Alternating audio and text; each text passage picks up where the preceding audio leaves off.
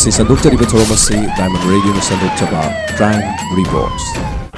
Nupi angangsing da thokliba tongan ba Manipur khakta natana India ki kachin koya amadi angakpo crime sing ase aikoina wari oina tamjaduna miyamda khanghanjana na mohona jabadugumba program amani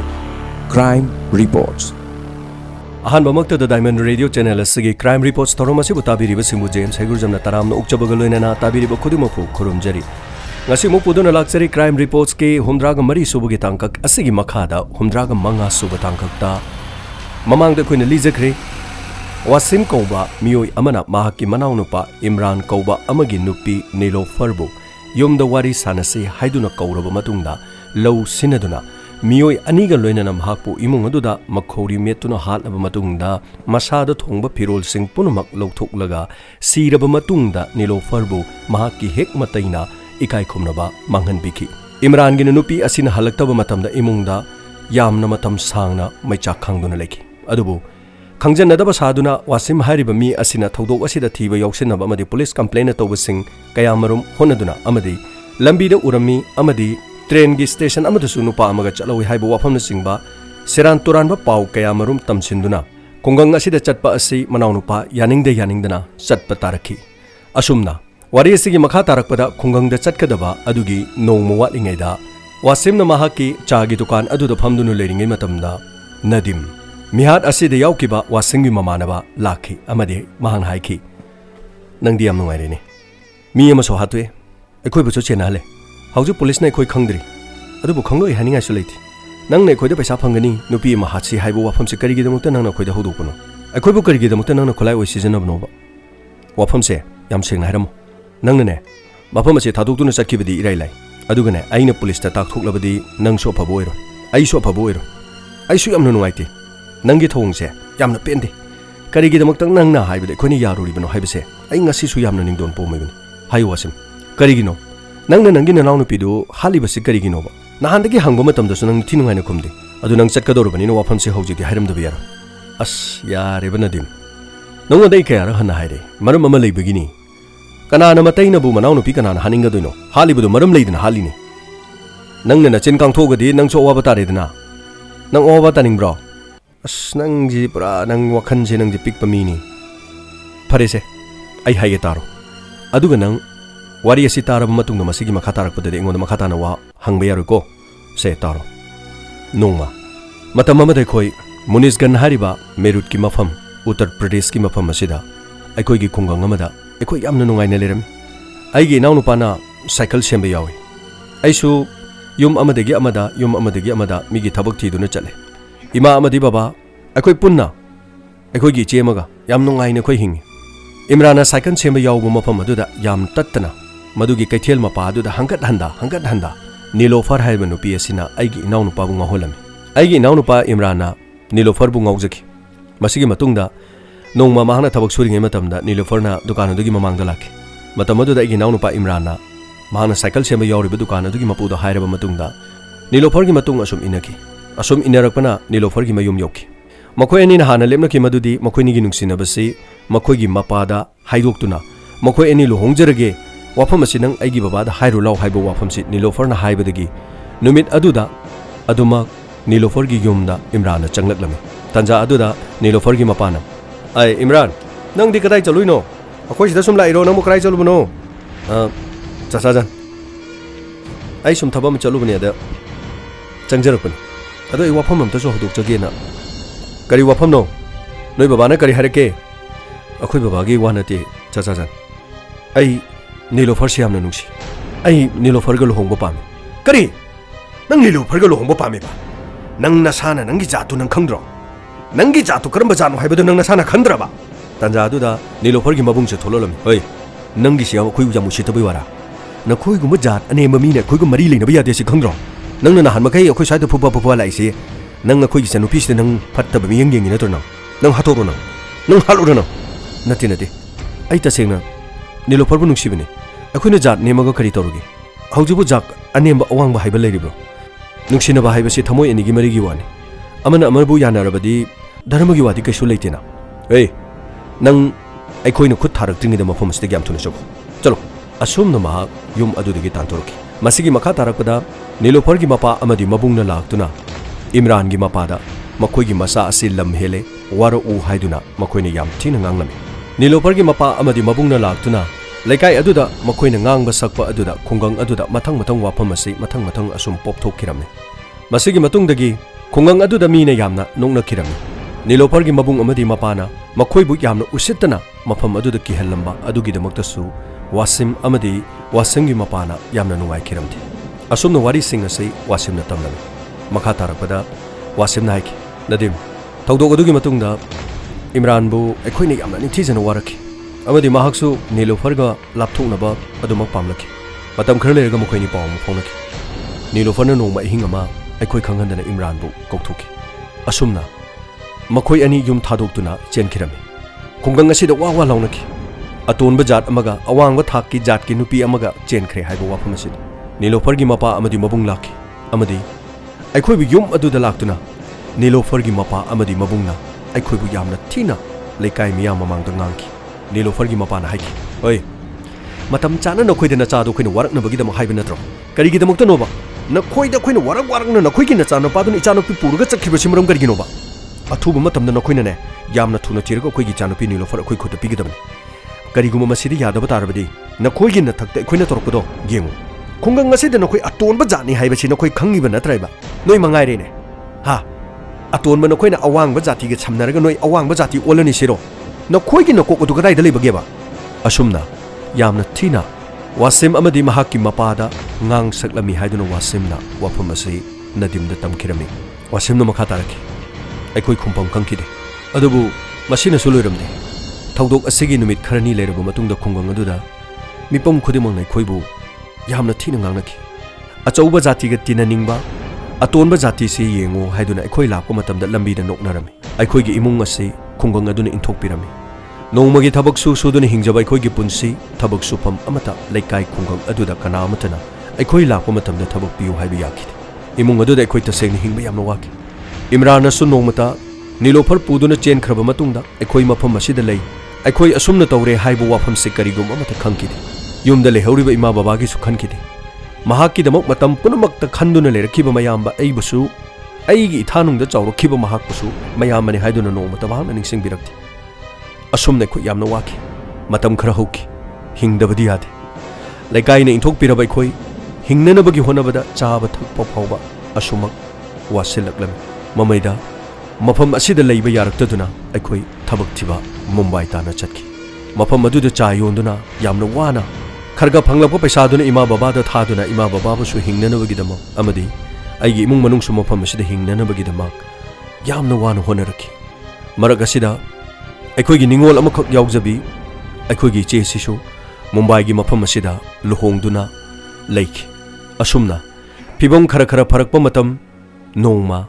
Imran phone torki bhaijan aibu ngapira roidra Wasimna Imran karino nang haidubo aina nangbu warau khiba leitiye nokhoi kadai da lege Imrana bhaijan akhoi khungang da halai akhoi amona halabani chahi manga sigi matungda kayamdi kuire matam punamakta aina aigi ihambabu kawbu ngamti aigi ima aigi baba akhoi gi che ai adum ningsingi adubo akhoi su mafam aduda luhonglaba matungda ekhoi gi chanupa Rehan kauba amasu phangjare masigi matungda Nilofarna ekhoi hek chelakpa matungda Nilofar gi mamaga Nilofar ga yam tattana paw phongne asumna paw phongnaba asida ekhoina Rehan phangjaba matung asidadi ekhoi gi iral punama ngakpirage haiduna hairakpadagi ekhoi mafam asida lai amadi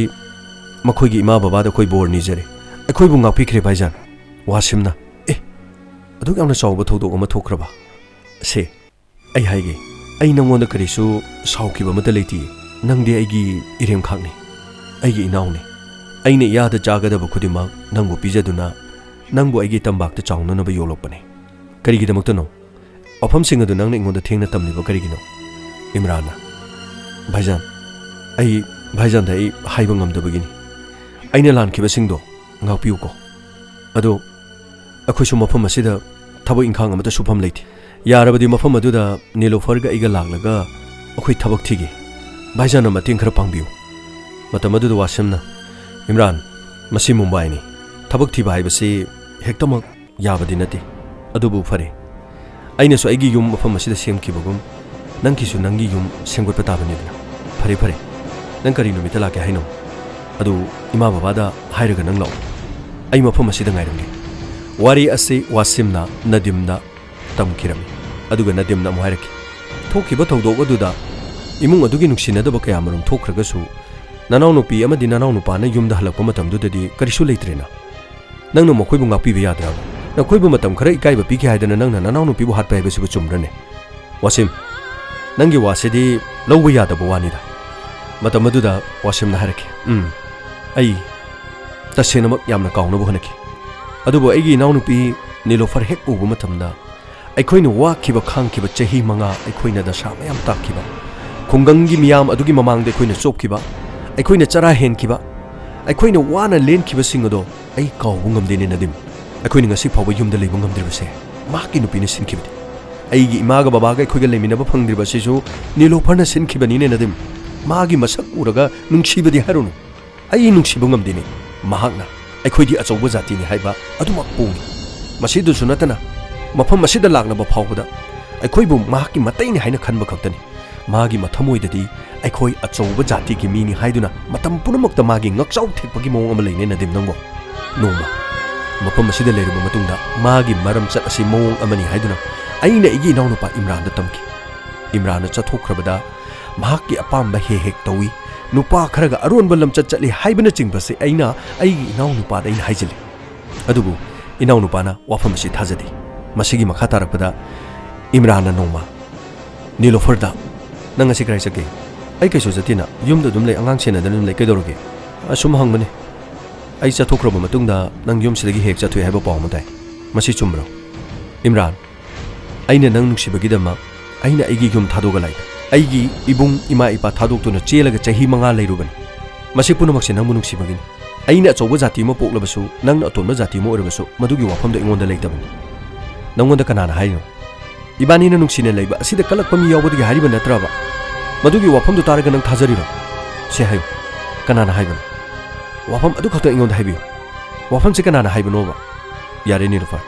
ꯅꯪ ꯑꯩ ꯆꯠꯈ꯭ꯔꯕ ꯃꯇꯨꯡꯗ ꯌꯨꯝ ꯑꯁꯤꯗꯒꯤ ꯍꯦꯛ ꯊꯣꯛꯑꯦ ꯍꯥꯏꯕꯁꯦ ꯑꯩꯁꯨ ꯃꯤꯅ ꯇꯝꯂꯛꯄꯅꯤ ꯑꯗꯨ ꯌꯥꯔꯦ ꯇꯣꯛꯁꯤ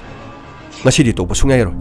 ꯅꯪꯅ ꯆꯤꯡꯅꯕꯒꯤ ꯃꯑꯣꯡ ꯑꯃ ꯑꯩꯉꯣꯟꯗ ꯌꯦꯡꯂꯛꯂꯤꯕꯁꯦ ꯌꯥꯝ ꯀꯨꯏꯔꯕꯅꯤ ꯅꯪꯒꯤ ꯅꯨꯡꯁꯤꯕꯒꯤꯗꯃꯛ ꯑꯩꯅ ꯌꯨꯝ ꯊꯥꯗꯣꯛꯇꯨꯅ ꯂꯥꯛꯈꯤꯕꯅꯤ ꯍꯥꯏꯕꯁꯤ ꯅꯪ ꯀꯥꯎꯔꯕ꯭ꯔꯣ ꯑꯗꯨꯒ ꯉꯁꯤꯅ ꯀꯩꯁꯨ ꯅꯠꯇꯕ ꯃꯤ ꯑꯃꯒꯤ ꯋꯥꯍꯩꯗ ꯅꯪꯒ ꯑꯩꯒꯒꯤ ꯃꯔꯤꯗ ꯁꯤꯡꯆꯦꯞ ꯊꯥꯅꯅꯕ ꯍꯣꯠꯅꯔꯛꯄꯗ ꯅꯪꯅ ꯍꯔꯥꯎ ꯍꯔꯥꯎ ꯃꯤꯒꯤ ꯋꯥꯗꯨꯕꯨ ꯅꯪꯅ ꯑꯁꯦꯡꯕꯅꯤ ꯈꯜꯂꯒ ꯑꯩꯉꯣꯟꯗ ꯈꯟꯅꯕ ꯍꯧꯔꯤꯕ ꯅꯠꯇ꯭ꯔꯕ ꯍꯧꯖꯤꯛꯁꯨ ꯍꯥꯏꯌꯨ ꯅꯪꯅ ꯀꯔꯤ ꯇꯧꯒꯦ ꯍꯥꯏꯕꯗꯣ ꯑꯩ ꯇꯧꯒꯦ ꯑꯗꯨꯒꯅꯦ ꯑꯩ ꯃꯁꯤꯃꯗꯤ ꯍꯥꯏꯒꯦ ꯅꯪꯉꯣꯟꯗ ꯇꯝꯂꯛꯂꯤꯕ ꯃꯤꯗꯣ ꯉꯁꯤ ꯑꯩꯉꯣꯟꯗ ꯁꯨꯡꯍꯥꯏ ꯍꯥꯏꯗꯕ ꯌꯥꯔꯣꯏ ꯀꯅꯥꯅꯣ ꯍꯥꯏꯌꯨ ꯇꯁꯦꯡꯅ ꯍꯥꯏꯌꯨ ꯅꯪꯅ ꯍꯥꯏꯗ꯭ꯔꯕꯗꯤꯅꯦ ꯑꯩ ꯍꯨ ꯊꯛꯇꯨꯅ ꯁꯤꯒꯅꯤ ꯍꯥꯏꯌꯨ ꯁꯦ ꯍꯥꯏꯌꯨ ꯅꯪꯉꯣꯟꯗ ꯍꯥꯏꯔꯤꯕꯗꯨ ꯀꯅꯥꯅೋ ꯍꯥꯏꯌꯣꯕ ꯅꯤꯂꯣꯐꯔ ꯑꯩꯒꯤ ꯏꯌꯥꯝꯕ ꯋꯥꯁꯤꯝꯅ ꯍꯥꯏꯕꯅꯤ ꯅꯪꯁꯦ ꯑꯩ ꯆꯠꯈ꯭ꯔꯕ ꯃꯇꯨꯡꯗ ꯅꯪ ꯑꯇꯣꯞꯄ ꯃꯤꯒ ꯍꯦꯛ ꯎꯅꯕꯒꯤ ꯃꯑꯣꯡ ꯇꯧꯏ ꯍꯥꯏ ꯅꯤꯂꯣꯐꯔꯅ ꯑꯩꯈꯣꯏꯒꯤ ꯏꯇꯩꯃꯛꯅ ꯑꯗꯨ ꯍꯥꯏꯕ ꯑꯗꯨꯛ ꯂꯨꯖꯗꯕ ꯑꯗꯨꯛ ꯆꯥꯎꯈꯠꯇꯕ ꯃꯤ ꯑꯄꯤꯛꯄ ꯋꯥꯈꯜ ꯑꯄꯤꯛꯄ ꯍꯥꯏꯕꯁꯦ ꯃꯤꯒꯤ ꯋꯥꯈꯜ ꯃꯤꯒꯤ ꯋꯥꯉꯥꯡꯗ ꯂꯩꯕꯅꯤ ꯑꯐꯕ ꯃꯤ ꯑꯃꯒꯤ ꯃꯆꯤꯟꯗꯅꯦ ꯑꯐꯕ ꯋꯥꯍꯩ ꯅꯠꯇꯅ ꯐꯠꯇꯕ ꯋꯥꯍꯩ ꯐꯥꯎꯕ ꯄꯟꯗꯕꯅꯤ ꯅꯪꯒꯤ ꯅꯌꯥꯝꯕꯁꯦ ꯃꯤꯌꯦꯡ ꯅꯥꯌꯦꯡ ꯑꯃ ꯇꯧꯏ ꯑꯩꯅ ꯅꯍꯥꯟꯗꯒꯤ ꯍꯥꯏꯒꯦꯅ ꯍꯥꯏꯕꯅꯤ ꯈꯨꯡꯒꯪ ꯑꯗꯨꯗ ꯆꯥꯎꯔꯛꯏꯕꯅꯤ ꯑꯩꯁꯨ ꯅꯪꯒꯤ ꯅꯌꯥꯝꯕꯒꯤ ꯃꯤꯠꯌꯦꯡꯁꯦ ꯑꯩꯁꯨ ꯈꯪꯉꯤ ꯃꯅꯥꯎ ꯅꯨꯄꯤꯗ ꯑꯗꯨꯒꯨꯝꯕ ꯕꯗꯅꯥꯝꯗꯨ ꯇꯧꯔꯤꯕꯗꯨꯕꯨ ꯌꯨꯝ ꯑꯁꯤ ꯊꯨꯒꯥꯏꯔꯒ ꯃꯥ ꯀꯔꯤꯅꯣꯕ ꯃꯥꯅ ꯄꯦꯟꯒꯦ ꯍꯥꯏꯁꯦ ꯅꯪꯒꯤꯅꯦ ꯅꯌꯥꯝꯕꯁꯦ ꯅꯪꯅꯗꯤ ꯌꯥꯝ ꯅꯨꯡꯁꯤꯖꯩ ꯑꯗꯨꯕꯨꯅꯦ ꯃꯍꯥꯛꯀꯤ ꯋꯥꯉꯥꯡ ꯃꯍꯥꯛꯀꯤ ꯋꯥꯍꯩꯁꯦ ꯃꯁꯤꯗꯅꯤ ꯃꯤꯅ ꯁꯤꯔꯤꯕꯁꯦ ꯆꯤꯟꯗꯅꯤ ꯅꯪꯒꯤ ꯅꯌꯥꯝꯕꯗꯅꯦ ꯑꯩ ꯍꯥꯏꯒꯅꯤ ꯑꯩ ꯂꯦꯝꯅ ꯇꯣꯛꯑꯦ ꯑꯩ ꯌꯥꯔꯦ ꯅꯤꯂꯣꯐꯔ ꯌꯥꯔꯦ ꯃꯗꯨ ꯑꯃꯨꯛ ꯑꯩꯅ ꯇꯝꯃꯦ ꯍꯥꯏꯔꯒꯗꯤ ꯚꯥꯏꯖꯥꯟ ꯑꯩꯉꯣꯟꯗ ꯀꯔꯤ ꯈꯟꯗꯣꯏꯅꯣ ꯑꯗꯨꯗꯤ ꯅꯪꯒꯤ ꯅꯌꯥꯝꯕꯅ ꯍꯦꯟꯅ ꯂꯨꯏ ꯑꯩꯉꯣꯟꯗꯅ ꯕꯗꯅꯥꯝ ꯇꯧꯒꯦ ꯌꯨꯝ ꯑꯁꯤꯗ ꯂꯩꯔꯤꯕ ꯑꯩꯕꯨꯅ ꯅꯪꯒꯤ ꯀꯅꯥꯁꯨ ꯅꯠꯇ꯭ꯔꯦ ꯑꯩꯉꯣꯟꯗ ꯕꯗꯅꯥꯝ ꯇꯧꯒꯦ ꯁꯤꯅꯤꯅꯦ ꯃꯗꯨ ꯁꯨꯡꯌꯥ ꯌꯥꯔꯣꯏ ꯑꯩꯅ ꯀꯔꯤꯒꯨꯝꯕ ꯂꯥꯜꯂꯝꯂꯕꯗꯤꯅꯦ ꯑꯩꯅ ꯂꯥꯜꯂꯦ ꯍꯥꯏꯖꯒꯅꯤ ꯑꯩꯅ ꯂꯥꯟꯗꯕ ꯑꯗꯨꯗ ꯅꯪꯒꯤ ꯅꯌꯥꯝꯕ ꯑꯗꯨꯅ ꯍꯥꯏꯔꯒ ꯑꯩꯅ ꯍꯦꯛꯇ ꯌꯥꯒꯗꯕ ꯅꯠꯇꯦ ꯑꯩ ꯍꯧꯖꯤꯛ ꯆꯠꯀꯅꯤ ꯑꯁꯨꯝꯅ ꯋꯥꯐꯝꯁꯤꯡ ꯑꯁꯤ ꯍꯥꯏꯔꯕ ꯃꯇꯨꯡꯗ ꯅꯤꯂꯣꯐꯔ ꯃꯍꯥꯛꯀꯤ ꯃꯇꯩ ꯋꯥꯁꯤꯡ ꯃꯅꯥꯛꯇ ꯆꯠꯂꯝꯃꯤ ꯑꯃꯗꯤ ꯍꯥꯏꯔꯝꯃꯤ ꯏꯇꯩ ꯀꯩꯅꯣꯝꯇ ꯍꯥꯏꯖꯒꯦ ꯏꯝꯔꯥꯟꯗ ꯀꯩꯅꯣ ꯋꯥꯍꯩ ꯈꯔ ꯍꯥꯏꯖꯟꯕꯤꯕ꯭ꯔꯣ ꯍꯣꯏ ꯑꯩꯒ ꯏꯝꯔꯥꯟꯒ ꯌꯨꯝ ꯑꯁꯤ ꯊꯥꯗꯣꯛꯇꯨꯅ ꯆꯦꯟꯈꯤ ꯍꯥꯏꯕꯁꯤꯃꯗꯤ ꯌꯨꯝꯗ ꯈꯔ ꯋꯥ ꯅꯥꯗꯦ ꯈꯔ ꯊꯣꯛꯈ꯭ꯔꯦ ꯑꯗꯨꯕꯨ ꯏꯕꯥꯅꯤ ꯅꯨꯡꯁꯤꯅꯕꯒꯤꯅꯤ ꯊꯃꯣꯏ ꯌꯥꯅꯕꯒꯤꯅꯤ ꯑꯩꯈꯣꯏ ꯑꯃꯨꯛ ꯍꯜꯂꯛꯏꯗꯅ ꯅꯨꯡꯁꯤꯔꯕ ꯏꯆꯥ ꯑꯃꯒ ꯂꯣꯏꯅꯅ ꯍꯧꯖꯤꯛꯇꯤ ꯄꯨꯝꯅꯃꯛ ꯂꯣꯏꯅꯃꯛ ꯉꯥꯛꯄꯤꯔꯦ ꯑꯩꯈꯣꯏꯒꯤ ꯌꯨꯝꯅꯁꯨ ꯉꯥꯛꯄꯤꯔꯦ ꯑꯗꯨꯒ ꯚꯥꯏꯖꯥꯟ ꯑꯩꯈꯣꯏꯕꯨ ꯀꯔꯝꯕ ꯃꯤꯠꯌꯦꯡꯗ ꯌꯦꯡꯕꯤꯕꯒꯤꯅꯣ ꯅꯠꯇ꯭ꯔꯒ ꯚꯥꯏꯖꯥꯟ ꯑꯩꯈꯣꯏꯗ ꯀꯔꯤ ꯅꯨꯡꯉꯥꯏꯇꯕ ꯂꯩꯕꯤꯕꯒꯤꯅꯣ ꯑꯗꯨꯒ ꯌꯥꯝꯅ ꯆꯥꯎꯈꯠꯇꯕ ꯋꯥꯉꯥꯡ ꯑꯃ ꯅꯅꯥꯎꯅꯨꯄꯤꯗ ꯁꯤꯔꯤꯕ ꯃꯔꯥꯜ ꯑꯗꯨꯕꯨ ꯅꯍꯥꯛꯀꯤ ꯅꯅꯥꯎꯅꯨꯄꯤꯅꯤ ꯍꯥꯏꯕꯁꯤ ꯈꯟꯕ ꯉꯝꯕꯤꯗ꯭ꯔꯕ꯭ꯔꯣ Wasim na harami. Nilofer na chin kan gano. Nang karamba nupino sa ini yamno mo khangmo nupini. Nang inga chaw thekpa aikoi achoba jati gi macha masoni haidu na matam punamaktan nangak thangtun chatlibido ai khangdaba nate. Aikoi gi atonba jati do poklobasu aikoi di thamoi sengna thabak suba thaboi sengna thabak suraga hingna bagi damak chara gi damak honabani. Nangi nupa se ai gi irem khakni ne. Ai gi irem khak asina phattaba thabak to matamda ina harawni yengadaba nate. Nang na mafam sida laga thaksi ka sina den nang ingon ngang marum kai gino. Kari maram gino nang nestem mafam sida ngang iste. Adu di itay nang anghan banina. Itay na ibu kari gi damak ta ai gi nupa sa thokharga atopa nupa galam chat chatle habi maram kari gino. Itay na mafam adu puthok ngam gadra ba. Tanja adu da wasim gi nupi tholorami. He nupi nang gi yam hen male. Nang ngangi do nang gi na tay ni. Nang gu phaning da ngang gu eram be. Nang gi wado yam hen male. Iche so yare. Iche hoi lady banatro. Nanaw nupi da sigum badnam ama siba matam da iche so nupi ni. Nupi ama da sigum maran se siba matam da kari oigene habdu iche su khalaga itai je phajan bi yaina. Aina haijari basini. Masigi makhata na ne wa se makhata na ngang pata di pharo. Aina hari basini. Aroi bani hadaki matang sin aroi boiga da bani. Masigi matung da dino khoi nara laini. Hey yare nupi chalo nang ine yum da chalo Nilofer nang ngali base nang in yum nati nang in na chana wa da nang na tobudo mafam si tobu yaro. Masigi makhata rakpada Nilofer na yengna batare dana khangba tare dana ngasidagi adugane hek masigi wafam se makhata ne hek hairak patarba Nilofer aina kari tobu ngami habdu yong wafam se haraga imung dagi thokiram wafam asini wasimna nadimda wari punama liriba masigi matungdani wasimna amuk nupi ma hataba yadre hairoga ngasigi thogdoga sig ahanmada hogdorokibu wafam adu wafam asidagi masigi makha tarakpada hospital da asiba body adu police ta mo doctor na hairaki hello inspector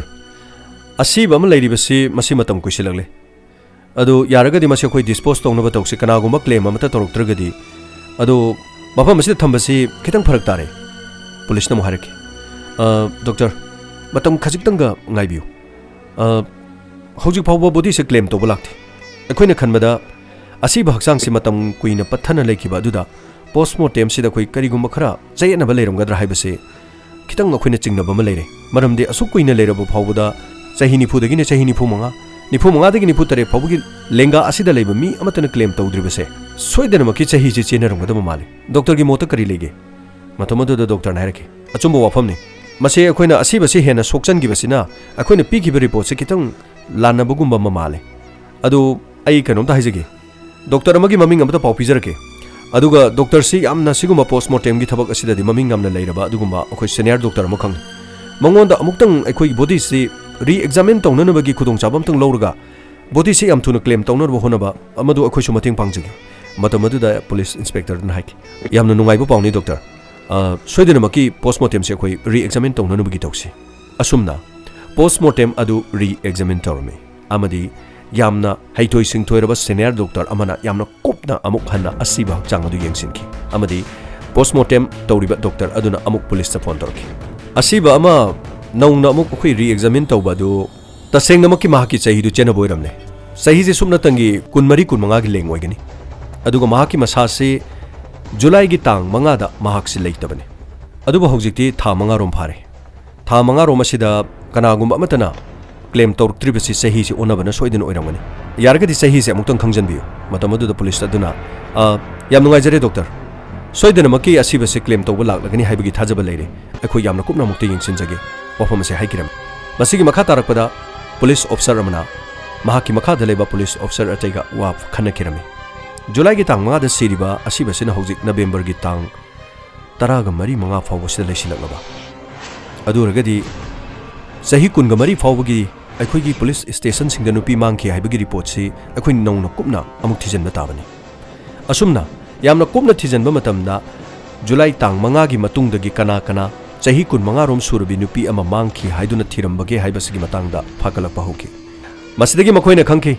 Imran kauba nupa amagi mahaki nupi mayumdagi thokibadagi halakte haibadu nupi asi soidana oigani haiba wafam asi makhoina police na khangkirami masigi matungda makhoigi sijanaramba mobile number sing aduda call tobu matamda su makhoi fangkiramde masigi mathangdagi makhoina lei haiba address aduda police ki miyoi sing laktuna thiki adubu makhoi Uttar Pradesh ki mafam amada mayumda hankhre haibasi mafam adudagi miyoi sing hairakkiram police na makhoi bu thibada makhoigi address asi phangba ngamkide yumbu aduda bhara leiramliba miyoi sing adugi asengbe address karino haina hangba matamda su yumbu aduna su Sumana तंगी महाकी बरा फंगगा लोइरे हाइदुना महाकी बरादा लेरिबा मी अदुगी असेंगबे address लौरमदे मसिना पुलिसना मकोइबु थिबा मतमदा हेना अवाबो ओइखि मसिदगी खजिक्तंग चलगा लेबा बाजार अमदा हामेंगी सा असेंबा योनबा अहन अमखकना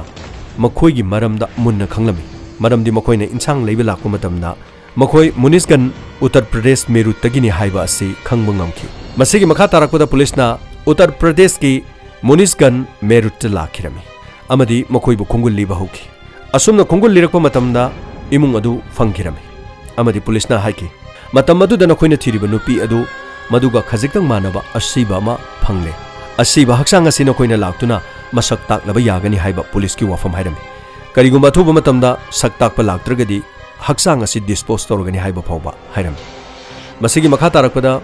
इमरान महाकी नुपी ओइरमोय हाइना यामना थाजखि मरमदी महाना महाकी नुपी नुंसीजबनिना महाकी नुपी हलखिगनी हाइबा वाफम असि अदुमक वादुना Laramie मसिगी मतुंगदा असिबा हक्सांग अदु महाक सोइदनी येंगनी हाइबा वाफम से अमुक लेपखि नीलोफरगी ममा मपा मफम अदुदा चटखिरमी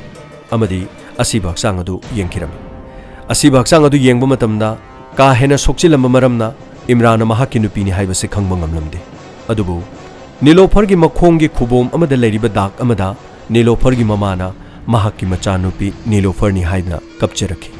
ममाना मचागे असेंग सक्तम ताकपदा करिसु लुनिंगाई ओइदे मरमदी ममाना नौपुदुना पोलोकपा मचा अमा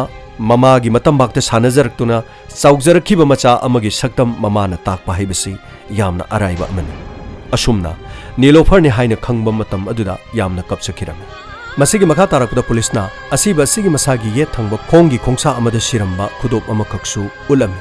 मसिदा इमराना महाकी नुपीनी हाइबसी महांगसु याजखि अमदी खुदोप असि लेखिबगी मतंगदा महांगना थौदोक अमसु निंगसिंखि खुदोप असि नोमा इमरान गा लोइना कैथेल अमदा चेतपा मतमदा खुदोप असि नीलोफरना यामना पामजखि अदुबु मसि कानदबा मंगोंदा थोइदोकना कानदे पामदे हाइदुना थमलम अदुबु महाक खंग्रबा मतमदा इमरान थबक चलुबा हलकलगा खुदोप असि महाकी नुपीदा पीखिबा खुदोप अदुनी हाइबा वाफम असि इमराना निंगसिंगलक्लमी अदुबु पुलिसना नीलोफरने हाइबा असि चुमले अदुबु नीलोफरने हाइबा चुमलबनिना तांग मंगादा नीलोफर सिरबा मतुंगदा करिगिदमक्ता हंजन हंजन पुलिस कंप्लेन तौबा लाकपा मतमदा इमराना महाकी नुपीबु महाकी मयामना अनिरक सारकोट की जगह अमदा जुलाई की तांग 10 अमदी अंधेरी की जगह अमदा जुलाई की तांग 15 नुपा अमगा चलहुई हाइबा वाफम अदु करिगिदमक्ता हाइरिबनो हाइबा वाफम असि पुलिसना खनखिरमी महाकी मनाउ नुपीना मफम असिदा सिदुना लेरगा करिगिदमक्ता महांगना महाकी मनाउ नुपीबु अमोहना उइ हाइरिबनो वाफम असिदा police officer अदुना वासिमबु Faggan अनबगिदमा हाइखिरमी मसिगा लोइनाना Washim पुलिसना फागतुना police कस्टडीदा थमखिरमी मतम अदुदा वासिमदा पुलिसना हाइखि वासिम नंगना नंगी ननाउ नुपी सिख्रबा मतुंगदा जुलाई की तांग 10 दा नंगना सारकोता नंगी ननाउ नुपी उइ हाइबसे सेंगब्रा असमाने आई तसिंगना उजै असिबना सोमदा लेरगा नंगना अदोमदा उइ हाइसिबो करिनो नंग हाइदुबो असब अदुबुदी सकमानबी उरमबसु दुम याय ओ अदुगा जुलाई की तांग 15 दा अंधेरी की ट्रेन स्टेशन अमदा नंगना उइ हारिसे नंगी ननाउ नुपी से करंबा प्लेटफॉर्म नंबर दा लेगे अदुगा नंगना करंबा प्लेटफॉर्म नंबर दा लेगे महाक खुंबों ngamlamde मरमदी अंधेरी दा महाक प्लेटफॉर्म अदुदा लाखिदबा मरमना खुदुकता सेमजुन साजिनदुर महाक हाइबा ngamlamde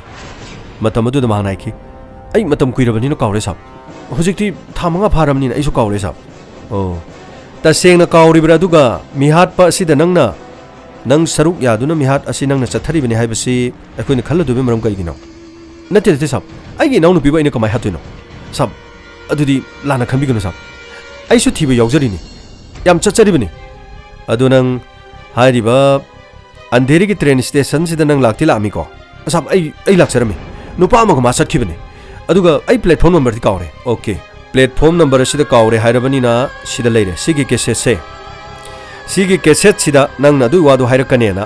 तांग 15 जुलाई की तांग 15 की अयुक्तगिना अहिंग फावबगी CCTV की फुटेज ने सिदैदा ट्रेन स्टेशन असिगी प्लेटफॉर्म खुदिमक्ता नंग अमदी नीलोफर सुंगलेप लेपते नंग नचन थीदना हाइजनमनि असब मदु जुलाई की तांग 15 हाइबदो सोइबसु ओरमगनी जुलाई की तांग 15 कुलुमदो 15 सोइ ओरमसु याय आई कावरे सब नंग अदु हाइगनुने नंग न मदु हाइरकनी खंगदना जुलाई की तांग 18 दगिना तांग 15 फावबगी से CCTV फुटेज सिदा लो यावरम हाइरिबा नुमित 5 नि सिदा नंग ट्रेन स्टेशन दुदा सुंगलेप लेपते Nangna karigidamukta nachin thiribano. Nangi nanau nupi se nangna halaga Nangi nanau nupi bu fattaba lamchat chatpini haiduna yamna toina nangi nanau nupada hairaba matungda nanau nupabu themduna nangna khungongda pubani. Maramdi nangna mafam asida leirabadi nangna naral adu hena khanglakani. Amadi mafam asida nangna pangthokiba thabaktu nang khanglakani haiduna nang khungongda lotpa chatpani. Maram asina nakoi bharada leibadu phawba Uttar Pradesh tagini haiba asi nakoi kanamta khangande. Asumna police na wafam sing asi haiba matamda mahak machin khara adumak chelami adubu police na Mahak pu makhatana third degree season aduna yamna thina phugirami. Mahak pu thina phuba adugi matungda mahak ki machinna tasengna mak mihat asi mahakna pangthokibani. Masida mahak ki mamanaba Nadim amadi mahak ki macheloba mabhai amasu yawi haiba sige loinana mahakna loina haidorobi. Masigi matungda police station aduda Imran lakhi. Amadi police daiki. Inspector karigi damakta agi nupi gi misigi matangda agi yambabu phajalibano. Agi yamadi agi ipagumani. Mahakna agi punchibu sembirakpani. Mumbai gi mafam asida lakpada sumana igi achauba mateng pangkhibani. Aini hek picnic matamdagi agi yamana agi ipasaktuna aibu nakon birakhibani. Imran nangi nuksiraba nangi nayamana ni nongoda minamise. Mahana maral punamal o yajari. Hauju phawbada mahana maran yajarabasi nangna koibu thajadi haribro. Haujiktine nangi nayambabu thajadrasu nangi nupi hatpada chenaba Nadim Bhopal dagi pharure. Aduga nangi na chelobu nupa asisu Kanpur dagi pharure. Makoisu loina mok maral sidi yajare. Sideda kari amuk leiribage. Masigi matungda lokopta leiriba Wasimbu Imranna haikirami. Baijan nahangna ibu asuki matik nungsibi. Aduga Baijan nangbu aina thawaidagi hena nungsijai. Adubu Baijan nahangna ibu nungsibiramdribasina kadai waidano. Aina kari soikibagino. Nangi nanau no pesina kari soikibagino. Pikliba Rehan gi damak yingbiduna mahakki maraldo mukta ngakpiramlabadi natraga aingonda khajiktang takpiramlabadi mahakpu khaino hairabasu aina khainaramgadabadi karigi damaktu mahakpu hatpiribido adubu matam maduda wasim naiki Imran nang aigi irem khangni aina pangthokiba thabakto ngasisu ai isana yaningdaba leiti aini yaningna pangthokibani aigi imung lekha tanba nanga iga lamna hankiba aigi ima ipaga lamna hankiba khungang adu de khoibu nokna hankibudo nangi nupinani Imran amu hairam adubu Baijan nangi wakhal adudi miyoibagi wakhal nate akoina khajiktang laluba adugi damak Baijan akoibu mi oina ubidaba Baijan aduk nungsi haitana akoibu adubu aigi thamoida Baijan aigi thamoida aigi yambabu nungsi jaba adudi ngasisu adumuk laikhigani Baijan asumna Tongan mamihat asigi IPC section kayada panchindana makoi mapunchi chupa phadok phangki ngasigi thokdok thorom asidagi domna kari loksin biba yabagi apabata mak loksin biu phattabadi nakanda thambiu ngasigi damaktadi pungning phathabiu wakhal phathabiu mathangi episode amuk James Hagujamna kesama puduna laksigi tabiri basingbu amuka hana khurumjari